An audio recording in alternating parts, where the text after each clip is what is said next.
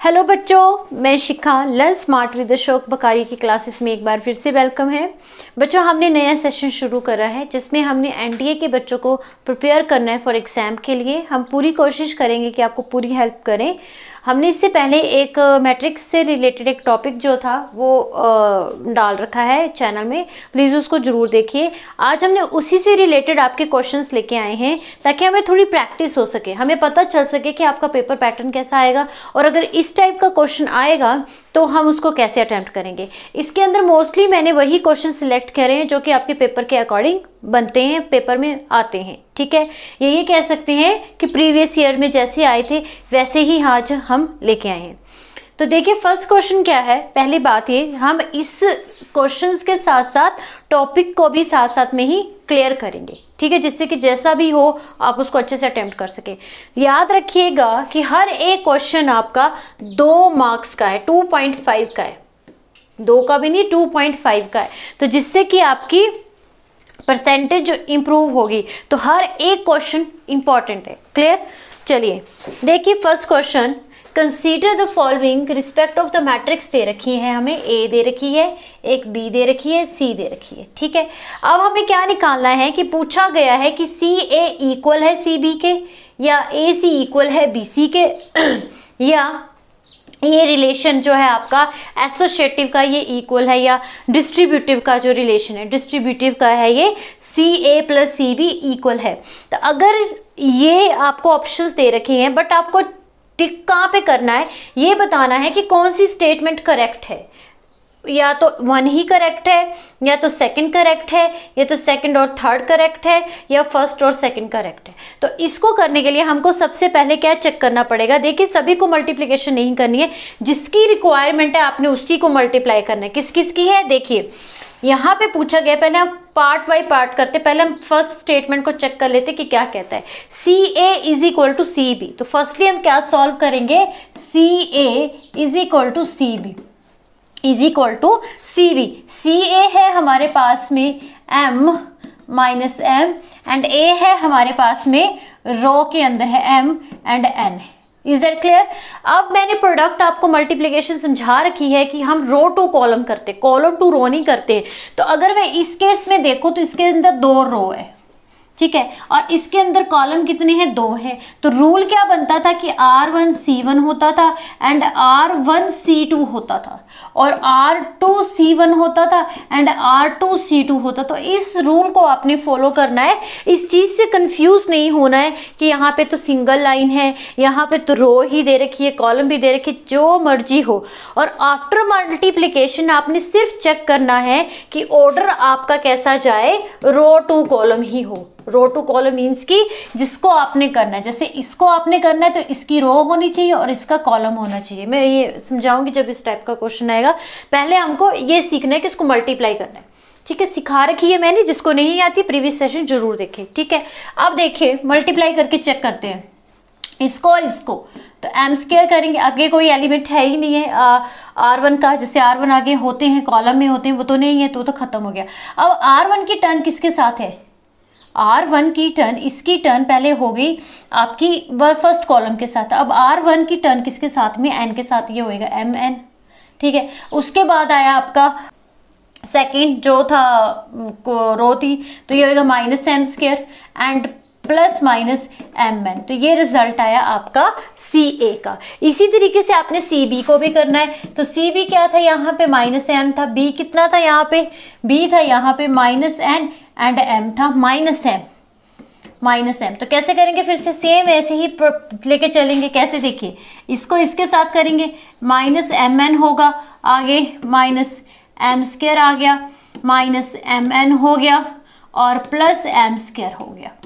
समझ आ गई बात कैसे मैंने किया है, कि इस तरीके से आपने उसको देखना है कि कैसे हम उसका प्रोडक्ट लेके आए। तो दोनों का प्रोडक्ट आपको सेम लग रहा है, CA एंड CB का प्रोडक्ट सेम लग रहा है, नहीं लग रहा है, तो फर्स्ट जो था आपका वो तो हो गया खत्म, ठीक है।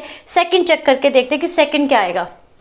सेकंड में था AC is equal to BC, where AC is equal to MN and M minus M, B is equal to minus N minus M into M minus N, ठीक है। अब देखिए रो टू कॉलम करना है, ये एक ही रो है बट रो एक है कॉलम 2 है, तो इस चीज का ध्यान रखिएगा, रो एक है कॉलम एक है। क्लियर? तो ये कैसे होगा, देखिए फर्स्ट कॉलम ये है तो ये हमारे पास में आएगा क्या, एम स्क्वायर, एंड इसका इसके साथ में तो ये बन जाएगा माइनस एम एन।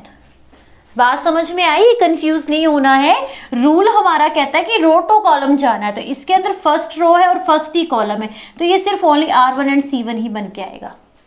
क्लियर? अब इस तरफ का भी चेक करते हैं, अगेन वही है कि रो 1 है कॉलम भी 1 है, तो ये बनेगा minus M N and I think इधर हाँ इधर m था, ठीक है, तो ये प्लस एम स्क्वायर बन के आएगा, तो ये बन गया M square minus M N, इसको लिख सकते हैं, तो ये क्या हुआ, इक्वल हुआ A C is equal to B C, ये भी इक्वल हो गया।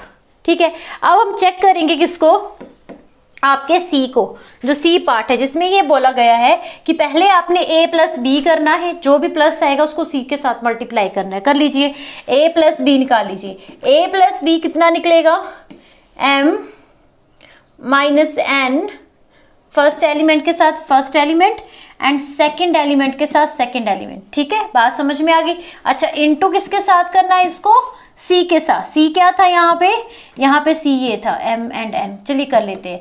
अब देखिए ये फर्स्ट आपका कॉलम है और ये आपका सेकंड कॉलम है, ये फर्स्ट रो है ये सेकंड रो है। Is that clear? तो यहाँ पे आएगी रो 1 कॉलम 1, रो 1 कॉलम 2, रो 1 कॉलम 2, और यहाँ पे रो 2 कॉलम 1 रो 2 कॉलम 2। इस पैटर्न को आपने अच्छे से ध्यान में रखना है। अब कर लीजिए, क्या आएगा यहाँ पे, पहला ये पूरा का पूरा आपका क्या है, एक कॉलम है, तो ये बनेगा M square minus M N, ये हो गया। अब रो इसकी बात, इसकी टर्न इसके साथ में सेकंड कॉलम के साथ में, तो ये बन के आएगा M N minus M square. उसके बाद ये वाला किसके साथ में होगा, फर्स्ट कॉलम के साथ में, रो टू फर्स्ट कॉलम, तो minus M square plus minus M N, second is minus M N and plus M square. तो ये आया रिजल्ट हमारा इस प्रोडक्ट का। अभी सी ए निकालना है एंड सी बी निकालना है, फिर दोनों को ऐड करना है। ठीक है, पहले सी ए निकाल लेते हैं, यहाँ पे निकालते हैं सी ए, तो ये आएगा सी ए। ये आपको प्रैक्टिस करनी पड़ेगी, जब आप प्रैक्टिस करोगे तब आपकी कैलकुलेशन, बट आपको हड़बड़ी नहीं करनी है, आपको रेस नहीं करनी है। आपने सिर्फ अपने दिमाग में ये टारगेट रखना है कि अगर मैं इस क्वेश्चन को अटेम्प्ट कर रहा हूँ तो मुझे बिल्कुल करेक्ट करना है, बेशक उसको थोड़ा सा टाइम देना पड़े क्योंकि इसके अंदर नेगेटिव मार्किंग भी है। ठीक है, तो बिल्कुल ध्यान से करना है। R1 ये है एंड R2 ये है और कॉलम भी 2 है, सेम ऐसे वैसे करेंगे। तो ये आपके पास में बनेगा M square M N minus M square and minus M N, ये हो गया आपका फर्स्ट। ठीक है, दूसरा आपका क्या था, सी बी था।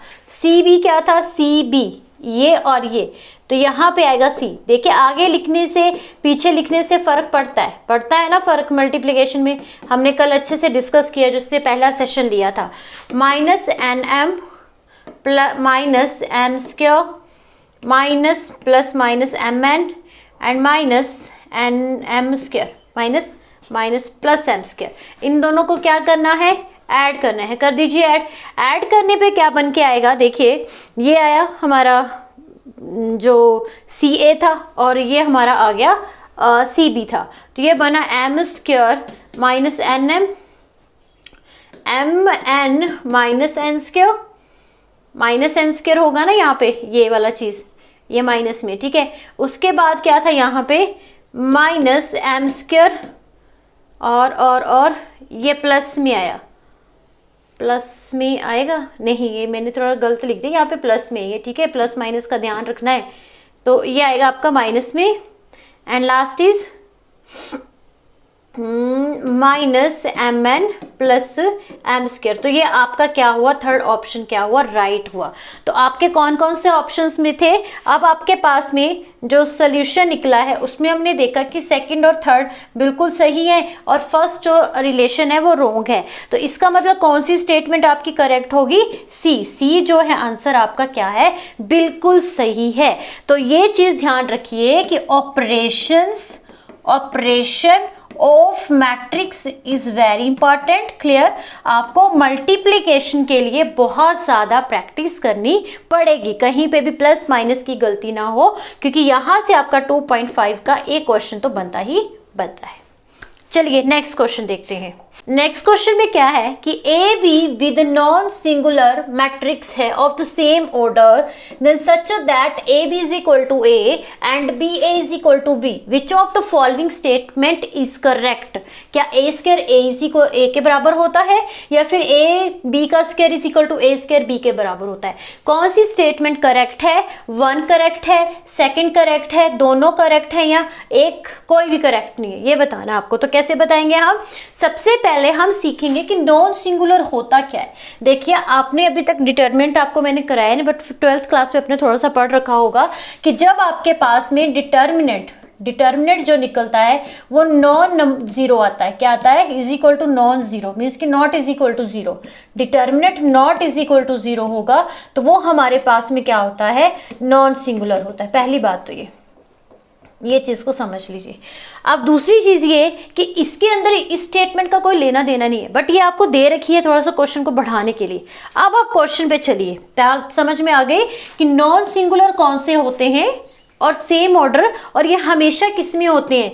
स्क्वायर में होती है। नॉन सिंगुलर जो मैट्रिक्स होती है ये स्क्वायर मैट्रिक्स होती है, क्योंकि इसके अंदर जैसे 2 का ऑर्डर है, 3 का ऑर्डर है, 4 का ऑर्डर, वही चलता है। और जब आपके पास में इसका डिटर्मिनेंट नॉन जीरो आता है, डिटर्मिनेंट क्या आता है? नॉन जीरो आता है, तो वो क्या रहता है? आपका non singular. Is that clear? आप देखिए क्वेश्चन क्या कहता है। क्वेश्चन कहता है कि अगर इस तरीके का 2 का ऑर्डर मुझे दे रखा है तो A B is equal to है ए के बराबर, ये गिवन है मुझे, and B A is equal to है बी के बराबर। तो बताइए क्या A square is equal to A के बराबर होगा? तो फर्स्ट इसकी स्टेटमेंट को चेक करते हैं। ठीक है, देखिए हमको क्या दे रखा है, मुझे ये कहा है कि इसका प्रूफ निकालिए कि बराबर हो सकता है कि नहीं हो सकता है। ठीक है, अब देखिए A square is equal to A किसके इक्वल है? ए बी के। तो A square is equal to A B के बराबर लिख सकते हैं, इसको ऐसे करके लिख सकते हैं ना, ए बी के बराबर। ओके, और यहाँ पे जो आपका b है वो किसके बराबर है? बी ए के। Then a into B A, then a is equal to A square into B. ये रिजल्ट आया हमारे पास में, a is equal to A square into B. ठीक है, ऐसे भी इसको समझ सकते हैं। यहां तक चीज समझ में आई। अब इसी चीज को थोड़ा सा चेंज करके लिखते हैं। कैसे? देखिए पहले हमने क्या लिखा कि ए स्क्वायर की जगह पे मैंने लिख दिया ए बी, बी की वैल्यू यहाँ पे पुट करी, then A is equal to, ये रिजल्ट बना। अब इसके आगे क्या करना है? अब देखिए इस चीज को ध्यान से समझिए। मैं इसको ऐसे लिख सकती हूँ, ए बी ए लिख दूँ, कोई परेशानी तो नहीं है ना। अब ए बी ए किसके बराबर लिया था मैंने? ए के बराबर लिया था। Then A is equal to A into A, it means कि A is equal to A square. तो ये फर्स्ट जो स्टेटमेंट है वो क्या है? करेक्ट है। अब इसी तरीके से दूसरी भी चेक करनी है कि क्या ए बी का square is equal to A square B के बराबर हो सकता है। करके देख लेते हैं इसको। बस जैसे जैसे दे रखा है आपने उस पैटर्न को फॉलो करते चलना। क्या है हमारे पास में? A B square is equal to A था and B A is equal to B के बराबर था।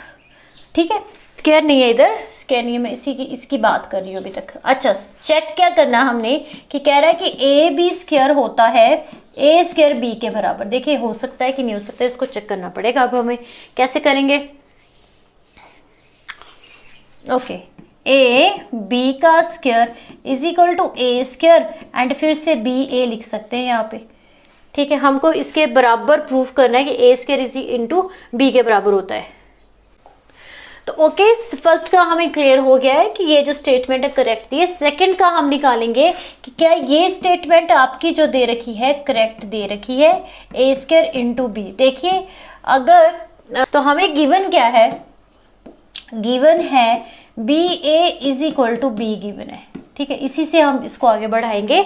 तो हम क्या करते हैं कि b is equal to B A ले लिया, स्क्वेयरिंग ऑन बोथ साइड, तो ये बन जाएगा b का स्क्वायर और ये बन जाएगा बी ए का होल स्क्वायर। ठीक है, b का स्क्वायर इज इक्वल टू, इसको लिख सकते हैं बी ए इंटू बी ए।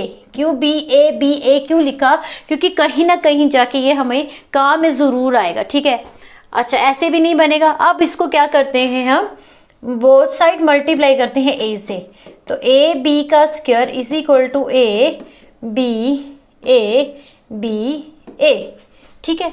अब देखिए दोनों तरफ मल्टीप्लाई करने से क्या होगा, ये जो बी ए है देखिएगा, ये जो बी ए है ये तो हो गया आपका बी के इक्वल, ठीक है।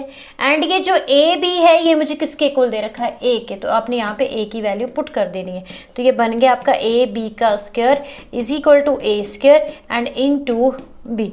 तो ये स्टेटमेंट भी क्या हुई, करेक्ट। तो ये थोड़ा सा दिमाग का गेम है, तो ये प्रैक्टिस करने से क्वेश्चंस आएंगे। देखिए क्योंकि एक ही चीज़ को उन्होंने कैसे घुमा फिरा के लिख दिया, नहीं तो हम इसको ए बी करके ए बी कर सकते थे, लेकिन हमने अपने टारगेट तक पहुंचना तो उसको चीज़ को ध्यान में रखना है, ठीक है। तो सेकेंड ऑप्शन भी आपका राइट है। इसका मीनिंग क्या है कि कौन सी स्टेटमेंट करेक्ट है आपकी, सी जो स्टेटमेंट हमको दी है, सी जो ऑप्शन दिया है वो क्या है, राइट है, ठीक है।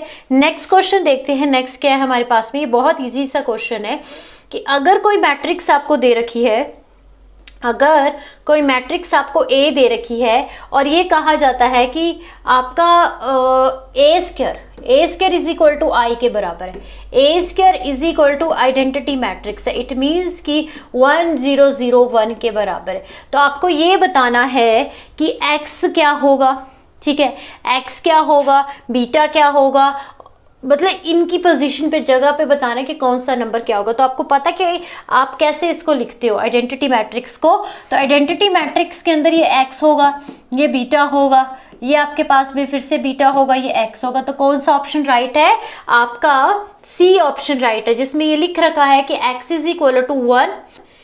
नहीं, सी कैसे राइट होगा, सी नहीं राइट होगा, सी कैसे राइट होगा, देखिए A square is equal to I identity matrix है, ओके।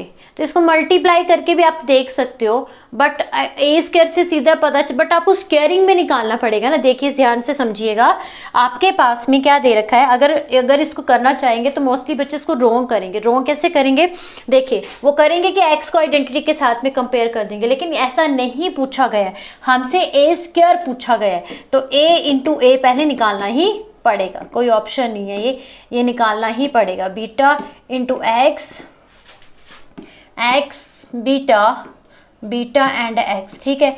तो रो टू कॉलम, ये रो है और ये कॉलम से चलना है आपने, ठीक है। तो करिए इसको, x into x, x square plus beta square, ये बात आ रही है, अभी नई चीज़ है, ठीक है। यहाँ पे आएगा X into beta plus beta into X, 2 beta X हो जाएंगे।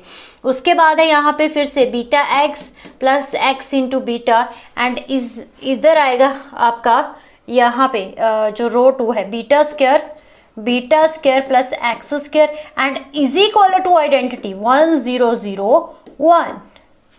अब बात समझ में आई। आप इसको डायरेक्ट कर देते, अगर कोई और होता तो डायरेक्ट करके इसको जल्दी नहीं करनी है। तो इस चीज़ को समझिए कि क्वेश्चन क्या पूछा है, कि ए स्क्वायर पूछा है, कि जो भी ए स्क्वायर होगा वो आइडेंटिटी मैट्रिक्स के इक्वल है। अब इसको थोड़ा सा सिंप्लीफाई करके लिख लेते हैं।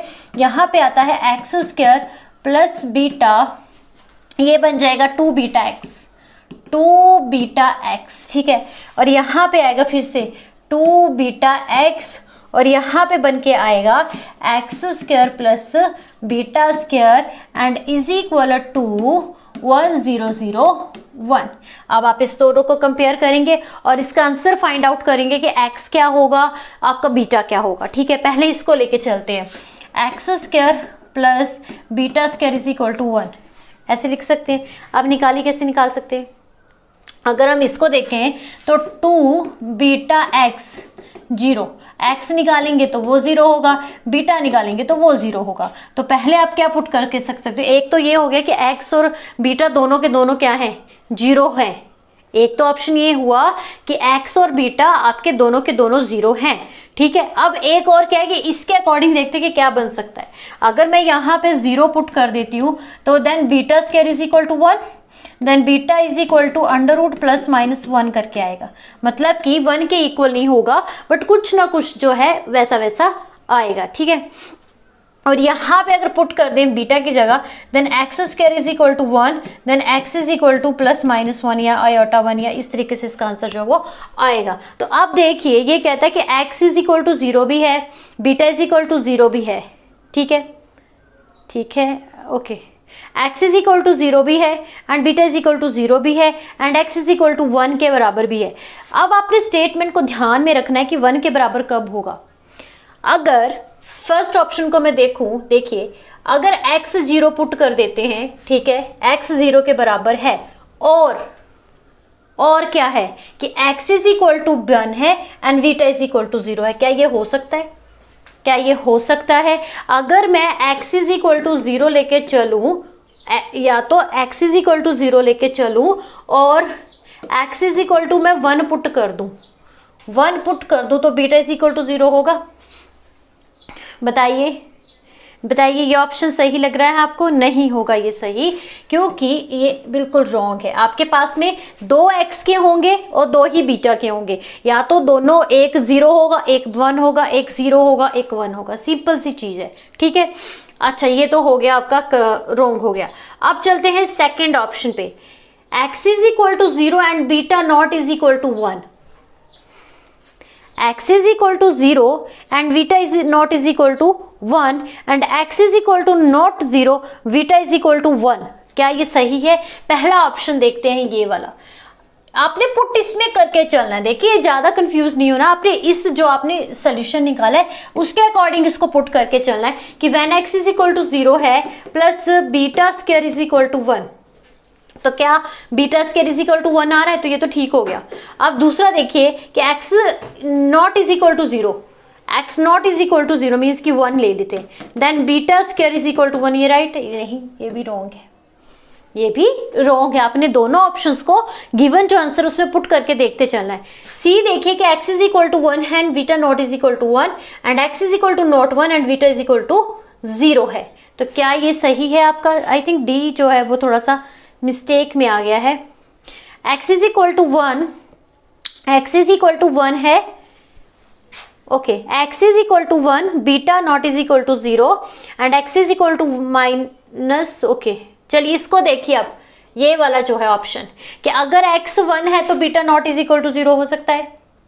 नहीं हो सकता, ये भी रॉन्ग ही है। तो आई थिंक इसका ए ऑप्शन सही मान सकते हैं, क्योंकि इसमें अगर beta not is equal to कुछ नहीं दिया बट ये वाली स्टेटमेंट को ये फुलफिल कर रहा है, तो इसका आंसर जो होगा ए होगा। ठीक है बच्चों, नेक्स्ट क्वेश्चन देखते हैं। नेक्स्ट क्या है आपके पास में?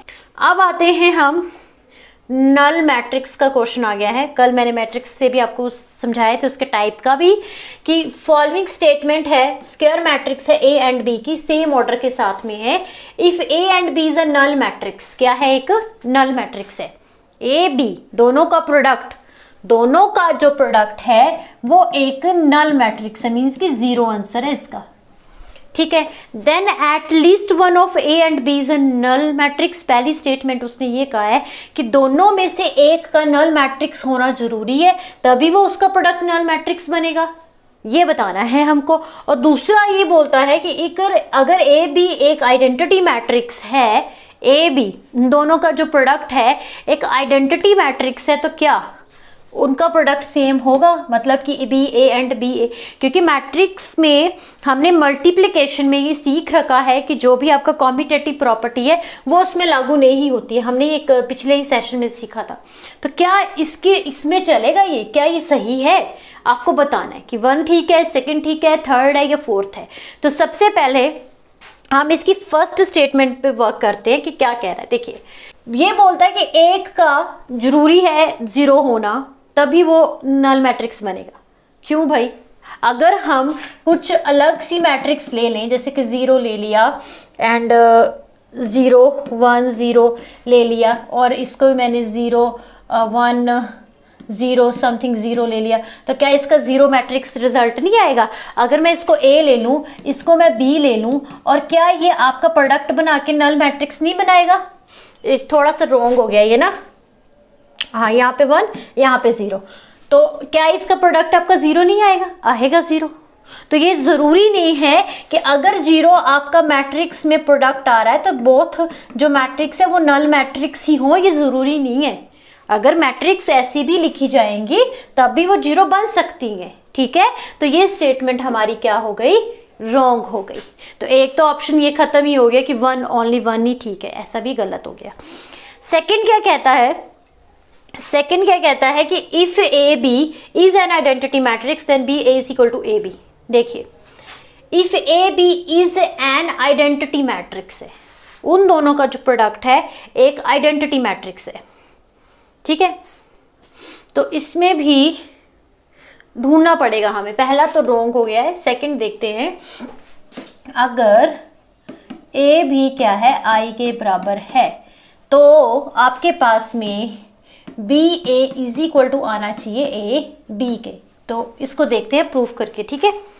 तो ये तो हमें पता चल गया कि नल मैट्रिक्स में ये नहीं चलेगा। अब सेकंड इसका देखते हैं कि A B is an identity matrix, तो क्या A B B A both are equal हो सकते हैं। तो पहला अगर मैं इसका सीधा सीधा आपको रिजल्ट बताऊं तो ये इक्वल होता है, मतलब ये स्टेटमेंट करेक्ट है। आपने जहां पे आइडेंटिटी मैट्रिक्स पढ़ी है उसमें ये चीज दे रखी है, ठीक है। बट इसको प्रूफ करके हम देखते हैं कि क्या ये स्टेटमेंट करेक्ट हो सकती है। तो पहली बात ये, थोड़ा सा रिजल्ट हम सीख लेते हैं कि B A B is equal to I के बराबर होता है। जहां पे आपने इन्वर्टिबल मैट्रिक्स सीखी है उसी से ही ये रिजल्ट जो है आया है, ठीक है। अब क्या करते हैं, इनवर्स ले लेते हैं on both side, A into B and A inverse हो गया बी के बराबर, ठीक है। अब आपको पता है, यही से मैं लेके आ रही हूँ, इसी चीज को मैं ऐसे लिख सकती हूँ, कैसे, सॉरी आई आएगा इधर, ठीक है, आई है तो मैं रेज करके दोबारा लिखती हूँ कि A B is equal to I, ठीक है। ए इनवर्स से दोनों तरफ मैंने इसको मल्टीप्लाई कर दिया, राइट, एंड ए इनवर्स आई, ये क्या है, आपकी इन्वर्टिबल मैट्रिक्स है। इन्वर्टिबल मैट्रिक्स है जिसको आप इनवर्स मैट्रिक्स भी कहते हो, ठीक है, ओके। अब देखिए, A B is equal to I and B is equal to A inverse I, यही से ये चीज आई है। आप इसको इसमें पुट कर सकते हो, then A inverse A B is equal to B. तो ये वाला जब दूसरी तरफ शिफ्ट होएगा then B A is equal to B A, तो ये आपका रिजल्ट क्या हो गया, प्रूव हो गया। क्लियर। तो यहाँ पे क्या आएगा, सेकंड ऑप्शन इज करेक्ट, कि सेकंड ही ठीक है। बाकी का जो फर्स्ट जो स्टेटमेंट है वो हमेशा गलत रहेगी। इस चीज़ को ध्यान रखिएगा कि ये ज़रूरी नहीं है कि नल मैट्रिक्स का जब आप प्रोडक्ट करते हो तो दोनों की दोनों ही नल हो तभी नल बनेगा, ऐसा ज़रूरी नहीं है, ठीक है। सेकेंड को लास्ट फिफ्थ क्वेश्चन देखते हैं जिससे नेक्स्ट है हमारे पास में। यहाँ पे एक मैट्रिक्स आपको दे रखी है, okay, skew symmetric and symmetric का मैंने कल आपको पढ़ाया था। यहाँ पे आएगा Q इज स्क्यू सिमेट्रिक है, ठीक है, स्क्यू सिमेट्रिक है। चलिए, तो कल हमने क्या किया था, ये चीज़ सीखी थी कि अगर कोई A मैट्रिक्स है, ठीक है, और उसका जब हम सम करते हैं, किसका सम करते हैं, एक आपका सिमेट्रिक का, एक आपका स्क्यू सिमेट्रिक का, ठीक है।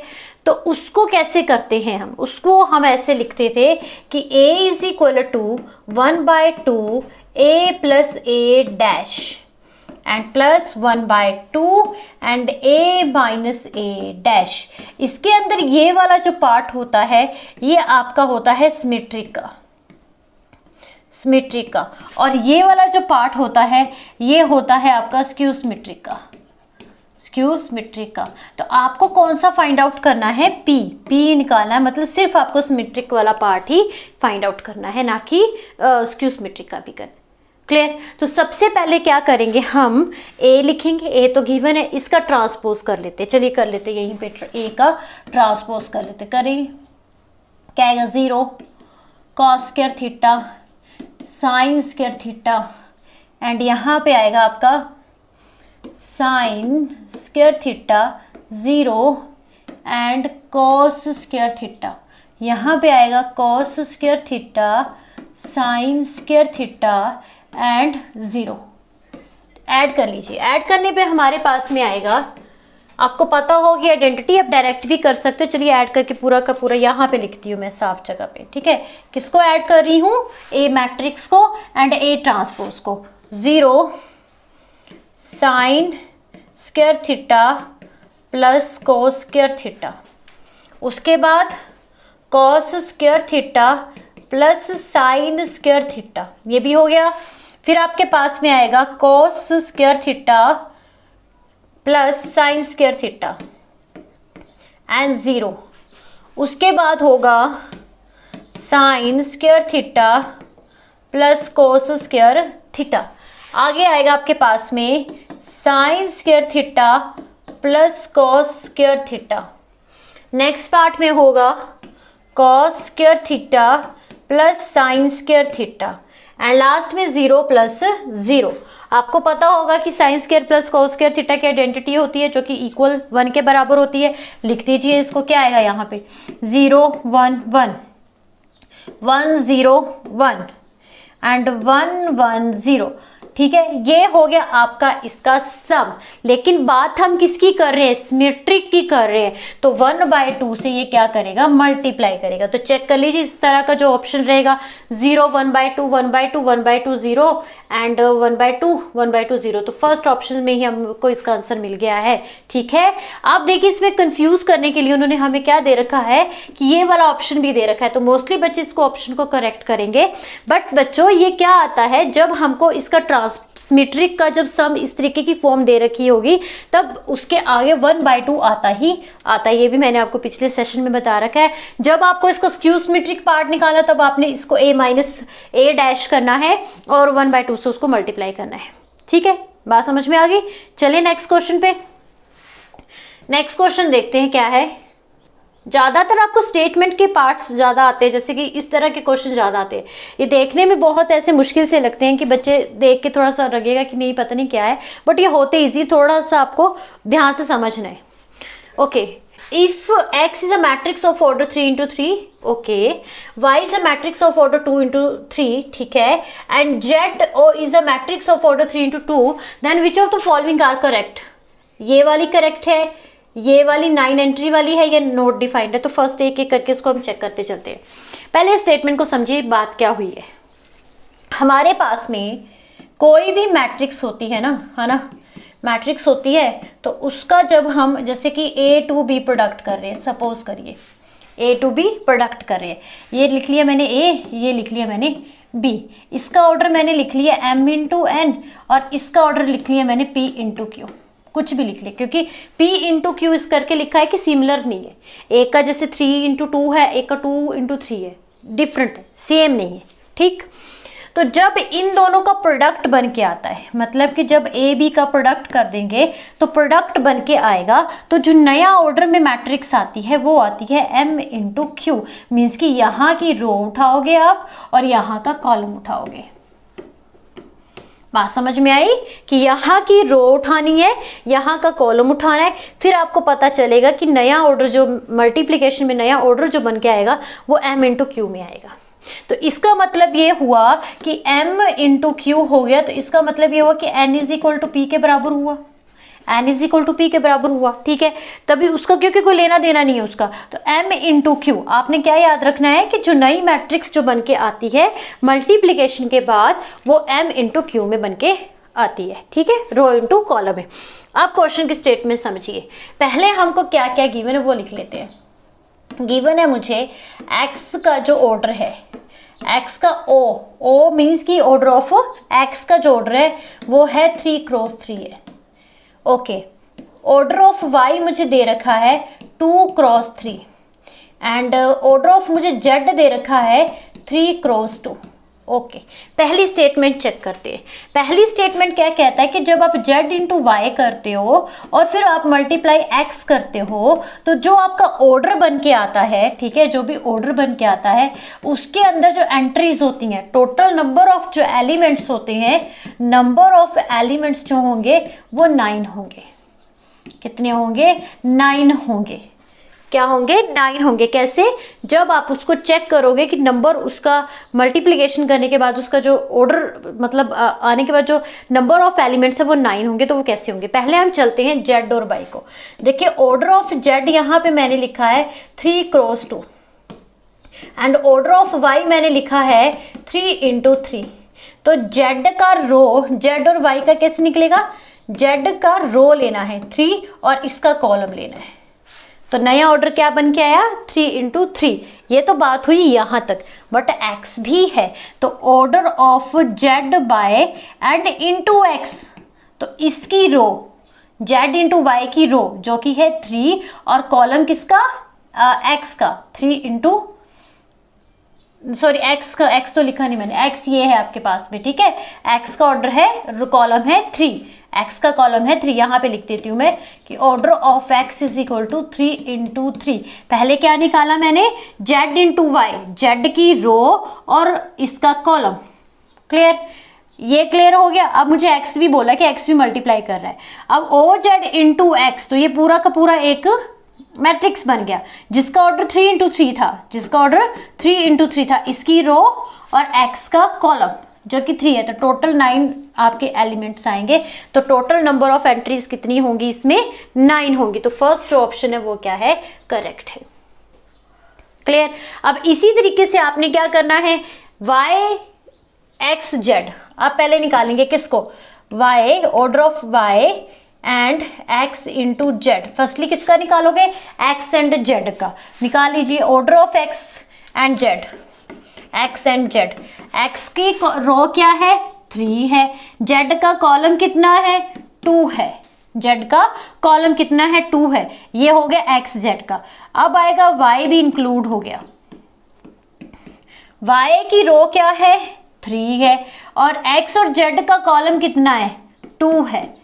एक्स और जेड का कॉलम 2 है। तो यहाँ पे आएगा हमारे पास में, आई थिंक थोड़ा सा गलत तो नहीं मैंने कर दिया कहीं, हाँ जी उसकी 2 थी। वाई वाई वाई वाई यहाँ पे 2 आना था ना। ओके, वाई का पहले क्या आएगा इसमें लिख के बताती हूँ। Order of Y into X and Z. तो वाई का जो आपका वो है, यहाँ पे 2 लिखना था, मैं गलती से 3 लिख दिया। वाई का जो यहाँ पे रो है वो है 2 और एक्स जेड का जो कॉलम है वो है 2। तो नंबर ऑफ एंट्रीज कितनी आएंगी, 4 आएंगी। तो फर्स्ट और सेकंड ऑप्शन तो आपका करेक्ट हो गया। आगे कहता है कि X order of Y into Z is not defined. ये डिफाइंड ही नहीं है, इसको डिफाइंड ही नहीं कर सकते। कैसे, देखिए आप पहले y और z का ऑर्डर निकाल लीजिए, y और z का ऑर्डर निकाल लीजिए। y का रो है 2 एंड z का कॉलम है 2, ठीक है। अब आते हैं आप x पे, x into Y and z। तो x का आप क्या लोगे, रो 3 और y और z का लिए क्या लोगे, कॉलम। तो नंबर ऑफ एंट्री कितनी आई, 6। तो ये तो होगा ही नहीं। तो आपका जो राइट ऑप्शन है 1 एंड 2 ओनली, ए ऑप्शन जो है वो ठीक है। देखिए क्वेश्चन के अंदर ही क्वेश्चन है, आपको ये 3 क्वेश्चन सॉल्व करने पड़ेंगे। ऐसा नहीं कि एक क्वेश्चन सॉल्व करके फिर टिक कर दिए, तीनों क्वेश्चन चेक करने पड़ेंगे, फिर जाके आपको आंसर ढूंढना पड़ेगा, तभी आपको 2.5 जो है मार्क्स जो है वो मिलेंगे। और आई थिंक मैट्रिक्स जो है वो सबसे इजी है, जो कि अच्छे से अच्छे आप इसमें नंबर गेन कर सकते हो।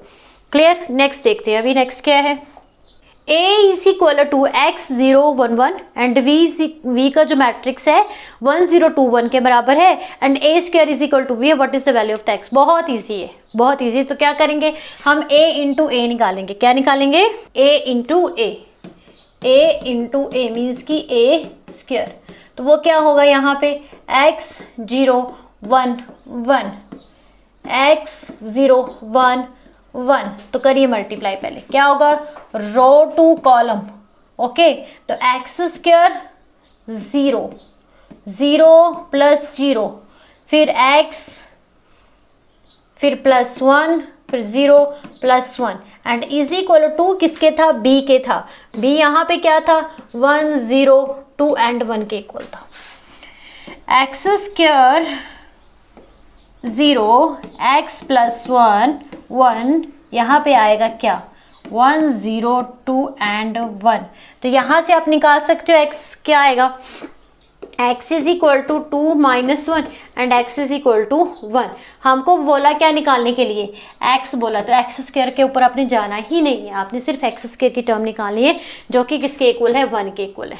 एक्स स्क्वायर पे दिमाग लगाने की ज़्यादा ज़रूरी नहीं है, क्योंकि एक्स स्क्वायर मुझसे पूछा ही नहीं गया है, मुझसे पूछा गया है एक्स। तो एक्स सीधा सीधा बन रहा है, इस एलिमेंट को इस एलिमेंट से इक्वेट करना है बस। तो जो कि आएगा आपका आंसर 1।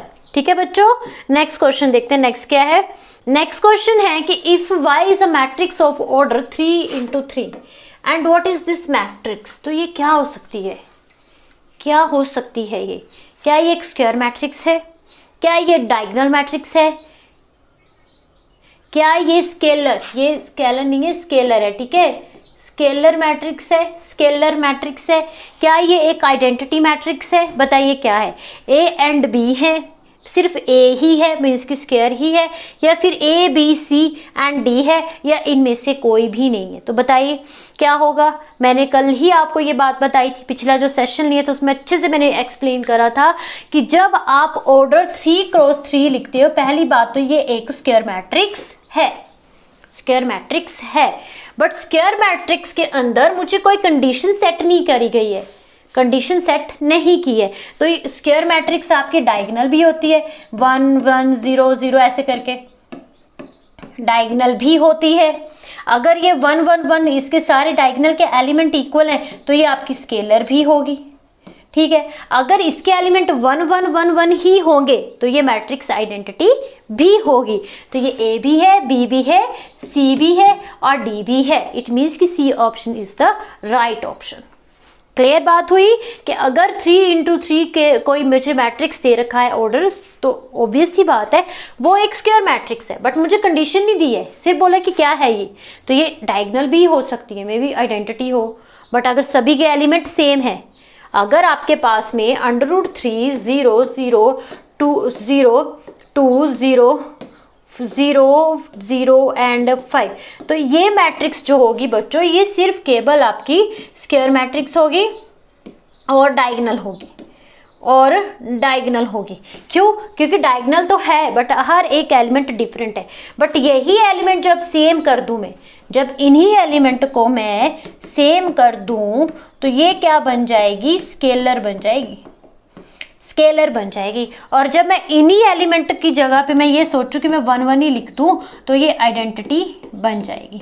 तो इसका मीनिंग क्या हुआ कि चारों के चारों ओवरऑल आपको एक चीज़ ये समझने में आई कि जो आइडेंटिटी मैट्रिक्स होती है वो स्क्वायर भी होती है, स्केलर भी होती है और डायगोनल भी होती है। Is that clear? Okay, next देखिए। नेक्स्ट क्वेश्चन बहुत ईजी है, आसानी से आप इसको अटेम्प्ट कर सकते हो। नेक्स्ट में है कि ए बी, मुझे दो मैट्रिक्स दे रखी हैं, आपने बताना है कि A B is equal to B है, A B is equal to not is equal to B A है, या फिर A B is equal to A है, या B A is equal to B है। तो कौन सा इसका ऑप्शन करेक्ट है वो बताना है, ठीक है। पहली बात ये, कल ही हमने आपके मल्टीप्लिकेशंस की प्रॉपर्टीज़ करी थी। जिन बच्चों ने प्लीज़ पहला सेशन नहीं देखा है उसको ज़रूर देखिए बच्चों, आपको बहुत हेल्प मिलेगी। आपको यहाँ वहाँ जाने की ज़रूरत नहीं है, आराम से घर बैठिए, उस सेशन को देखिए, आपको पता चल जाएगा कि इसका आंसर क्या है। हमने मल्टीप्लिकेशन की प्रॉपर्टीज़ देखी थी जिसमें हमने ये पढ़ा था कि उसमें कॉम्यूटेटिव प्रॉपर्टी आती ही नहीं है, आती ही नहीं है, सिर्फ ओनली आइडेंटिटी मैट्रिक्स होगी। जब ए बी आपकी कोई आइडेंटिटी मैट्रिक्स होगी तभी A B is equal to B A चलता है, अदरवाइज नहीं चलता है। तो इस केस में सीधा सीधा आंसर आपका आएगा 2। क्लियर कि आपका जो आंसर है ओनली ए है, कि यहाँ पे नॉट इज इक्वल टू ए आता है। क्यों? क्योंकि मल्टीप्लिकेशन के अंदर आपकी कॉम्यूटेटिव प्रॉपर्टी नहीं लगती है। ये था इसका सीधा सा आंसर। अगर आपको इसमें है कि क्लियर मतलब एक्सप्लेन करना है वो भी मैं बता देती हूँ कैसे आएगा। देखिए पहले हम निकालते हैं 2 4 ए बी निकालती हूँ मैं, ठीक है। 2 4 6 8 एंड इनटू 4 8 9 एंड 10। ये इक्वल कब होते हैं? ये चीज़ इक्वल कब होगी? जब आपकी ए बी किसके बराबर होगी? आइडेंटिटी के बराबर होगी, मतलब इन दोनों का प्रोडक्ट आई के बराबर होगा तब बराबर होगी, अदरवाइज ये नहीं होगी, ठीक है। आप देखिए प्रोडक्ट निकाल के देखते क्या आता है। 2 4 8 प्लस 36 2 16 प्लस 40 24 प्लस 9 72, फिर आएगा 48 प्लस 80। ये आ गया एक तरफ का सोल्यूशन। दूसरे का निकालते हैं B2A, तो ये आएगा B2A 4 2 8 4 2 8 row and column, okay. 4 2 8 plus 48, फिर 16 प्लस 64, ओके। फिर इसकी टर्न आएगी तो ये आएगा 18 प्लस 60, और फिर आएगा आपके पास में 32 प्लस 80। तो आप इस आंसर को मैच करें, क्या इसका प्रोडक्ट सिमिलर आ रहा है? कहीं पे भी इसका आंसर आपको लग रहा है सेम है, पहले ही में आपको पता चल जाएगा कि यहाँ पे 8 प्लस 36 है, वहाँ पे 8 प्लस 48 है, तो ये आपका करेक्ट नहीं है, ठीक है, मल्टीप्लिकेशन दोनों का इक्वल नहीं आता है। तो सिंपल वे में आपने सीखना है कि प्रॉपर्टी मल्टीप्लिकेशन, उसमें डिस्ट्रीब्यूटिव प्रॉपर्टी चलती है, उसमें डिस्ट्रीब्यूटिव प्रॉपर्टी चलती थी कि ये b प्लस सी है, then A B plus B C के बराबर हो सकता है, but A B not is equal to B A के बराबर ही रहता है। ये तभी चलता है जब आइडेंटिटी की बात नहीं होगी, आइडेंटिटी की बात होगी तब कुछ थोड़ा सा चेंज होगा, अदरवाइज ये आपके कॉम्यूटेटिव प्रॉपर्टीज के अंदर नहीं एप्लीकेबल होती। नेक्स्ट क्वेश्चन देखिए, अभी इसका पार्ट हमने कर रखा था, सेकंड पार्ट आ गया इसका। तो देखिए बच्चों, नेक्स्ट जो क्वेश्चन है इस तरह का क्वेश्चन है, इसका हमने स्क्यू सिमेट्रिक मैट्रिक्स निकालना है। अभी हमने सीखा था कि जब आपके पास में ए कोई मैट्रिक्स का सम निकालना है सिमेट्रिक का, तो वो निकलता है ए प्लस ए का transpose and plus 1/2 A minus A का ट्रांसपोज। ये वाला जो पार्ट है ये स्क्यू सिमेट्रिक है, मीन्स कि हमको यही वाला एक जो पार्ट है वो सॉल्व करना है। ठीक है, तो ट्रांसपोज का आपको पता चल गया है कि ट्रांसपोज हम कैसे निकालते हैं, जब हम इंटरचेंज कर देते हैं रो टू कॉलम।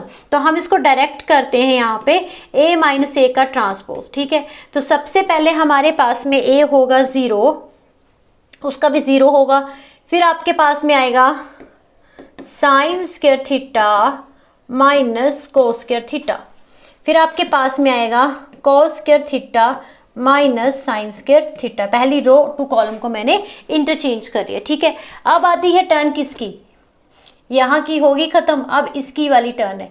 तो यहाँ पे आएगा हमारे पास में कोस square theta and minus sign square theta, फिर यहाँ पे आएगा 0, फिर क्या आ जाएगा हमारे पास में sign square theta and minus cos square theta. ये भी हो गया क्लोज। अब दूसरा है, लास्ट वाली जो रो है उसको कॉलम के साथ इंटरचेंज करना, सिंपल सी बात है। पहले आपने सारी रो लिख लेनी है ऐसे, साइन स्क्वायर थीटा, फिर यहाँ पे कोस स्क्वायर थीटा और यहाँ पे 0। अब आपने कॉलम की टर्म लिख लेनी है, minus cos square theta and minus sign square theta and 0। समझ आ गई बात।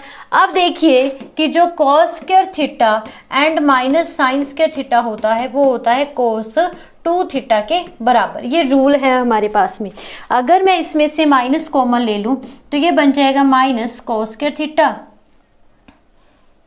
हाँ जी, and plus sine square theta, and इसको जब उल्टा करके लिखेंगे तो ये बन जाएगा sine square theta and minus cos square theta, ऐसे करके। तो इस वाली टर्म में आपने क्या लिखना है, -2